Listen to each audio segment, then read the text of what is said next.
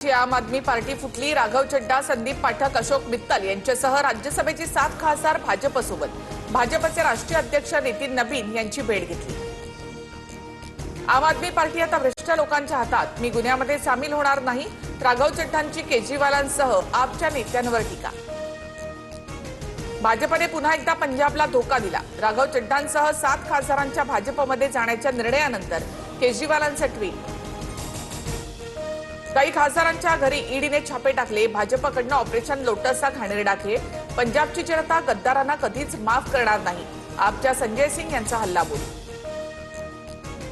आमदार संजय गायकवाड यांची अखेर दिलगिरी। शिवाजी कोण होता या पुस्तकाच्या प्रकाशकांना शिवीगाळ केल्याच्या वादावर पडदा टाकण्याचा प्रयत्न। शिवरायांच्या एकेरी उल्लेखावर देखील पुन्हा इशारा। संजय गायकवाडांविरोधामध्ये एफआयआर दाखल करण्यासाठी रोहित पवार कोल्हापुरातील राजारामपुरी पोलीस ठाण्यात। शिवाजी कोण होता पुस्तकाचे प्रकाशक प्रशांत आंबी आणि कुटुंबीय देखील उपस्थित। शिवीगाळ आणि धमकी दिल्याप्रकरणी संताप। दहिसरमध्ये मनसे कार्यकर्ते संजय निरुपम आमने सामने।